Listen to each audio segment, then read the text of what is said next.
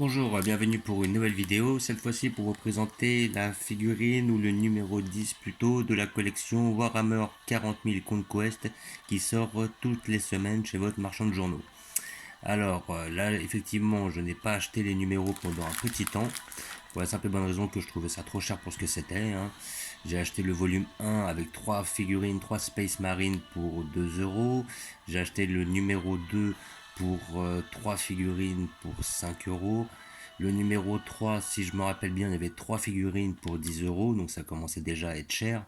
Et après, le numéro 4, j'ai pris 6 figurines pour, si je me rappelle bien, c'était 6 figurines pour 10 euros. Donc encore c'est à l'aise, ça fait 1,50€ la figurine, donc c'était assez intéressant. Par contre, à partir du 5, il y avait un petit bonhomme pour 10 euros, donc ça faisait un peu cher. Et le 6, si je me rappelle bien, ils revendaient exactement les mêmes figurines qu'ils avaient fait pour le numéro 2, sauf pour 2 fois plus cher, truc que je ne trouvais totalement dépourvu d'intérêt. Le numéro 7, ils vendaient un numéro avec 2 pots de peinture sans figurine. Ok. Et après le 8, si je me rappelle bien, c'était un personnage seul pour 10 euros, certes mieux fait que les autres, mais quand même assez petit. Le numéro 9, je ne l'ai pas vu, donc je ne sais pas réellement ce qu'il y avait dans ce numéro-là. Par contre, le numéro 10, visiblement, ça a l'air d'être une figurine qui est beaucoup plus grosse que celle que les autres, quoi.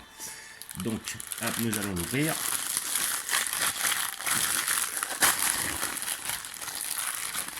Donc, dans ce blister, vous avez quand même une figurine. Déjà, on voit la taille du socle, c'est autre chose. La figurine a l'air d'être énorme, quoi. Je pense que ça représente un peu comme un dry note qu'on voit dans les collections, là. Franchement, il a l'air d'être pas mal. Quand je l'ai vu, je me suis dit, vas-y, je vais le prendre pour me taper le délire. C'est une figurine que j'ai pas. On peut voir que c'est une figurine unique, mais on voit toutes les pièces là. Voilà, donc après je ferai une vidéo pour montrer une fois que j'aurai construit ce que ça donne. Vous la verrez pas peinte parce que je suis pas un pro de la peinture, donc j'ai pas envie de faire une horreur. Et celle-là, hop, une fois construite, je la montrerai, je ferai une petite vidéo dessus. Voilà, pour vous montrer tout l'ensemble de la collection que j'ai. Voilà, hop, comme d'habitude avec cet achat, vous avez le petit fascicule. Voilà, donc cette figurine, elle doit donner ça au final. Donc c'est une figurine qui a l'air d'être assez balèze, elle doit être comme ça à peu près. Ça va quoi, pour 10 euros ça reste honnête.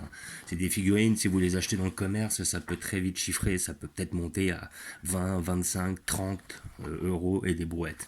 Là vous avez quand même pour 10 euros quelque chose d'assez, de pas mal. Voilà, donc voilà, Discard Mythic Bright Hauler, donc ça a l'air d'être la figurine dont on parle, c'est celui-là. Voilà, donc on la voit là. Donc on voit déjà qu'elle est plus massive qu'un bonhomme, en général, tu vois. Voilà. Après, voilà, elle nous explique un petit peu les règles, armement, tout ça. Comment la monter. Donc là, on voit. Donc ça doit donner ça au final. Donc franchement, elle est balèze, elle est pas mal, elle a de la gueule. Franchement, ça, celle-là, je pense qu'elle vaut le coup d'être prise. Plus après, là, elle nous met comment la monter, effectivement.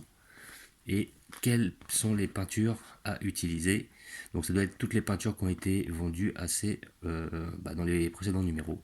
Toutes celles-là, je les ai déjà parce qu'elles étaient dans les volumes 1 à 4. Par contre, celle-là, je ne l'ai pas. Et je crois que c'est les deux qui étaient dans le numéro 7, où en fin de compte, ils vendaient que les pots de peinture. Voilà. Donc là, ils vont nous montrer tous les détails, comment la peindre et tout. C'est pas mal, ça a l'air d'être une belle machine. Franchement, ça sera une belle pièce, une belle figurine, une fois montée. Ça se monte quand même assez vite. Il suffit d'avoir de la patience et un tube de super glue. Voilà. Plus après, les règles, parce que je crois que ça va être considéré comme un véhicule, donc les déplacements doivent être différents au niveau du jeu. Voilà. Donc voilà, c'était le Librarian que j'ai loupé dans le 8, mais bon, j'étais pas réellement intéressé par le personnage, même s'il était quand même mieux fait que la plupart des personnages basiques, on va dire. Voilà, donc après on nous explique les déplacements, comment jouer avec, quelles sont ses capacités et tout ça. Voilà, donc là après là elle nous explique châtiment, épée de force, à quoi sert réellement. Et prochain numéro, nous aurons 3 découvrir les agresseurs ultramars envahis. Et là peut-être que cela je le prendrai. Voilà, personnage Discard. Ouais, donc ça après faut voir, ça sera un des personnages spéciaux de Discard, donc visiblement ils en feront qu'un seul, donc je suis pas sûr de le prendre. Par contre dans le prochain, Si je vois bien, ça a l'air d'être des... Alors si ils ont l'air... Ça a l'air d'être des Terminator Ultramarines. Donc cela peut-être que je les prendrais pour la simple bonne raison que quand je faisais des figurines à l'époque, on avait à l'époque hein, c'était 200 francs, donc ce qui équivaut à 30 euros, on pouvait avoir une dizaine de bonhommes ou soit 5 Terminators. Et les Terminators étaient quand même plus balèzes, plus larges, plus lourds, mieux faits et beaucoup plus puissants sur le champ de bataille. Et je pense que ces 3 Terminators là, je les prendrais pour le fun, évidemment, pour compléter ma petite collection. Voilà, comme d'habitude, je vous remercie d'avoir regardé. Je vous dis à bientôt. N'hésitez pas à vous abonner et à mettre des pouces. Là, nous allons voir vite fait un petit peu au travers ce que ça donne. Voilà, le socle qui est quand même balèze. Et toute la machine à construire. Et voilà, et je vous dis à bientôt.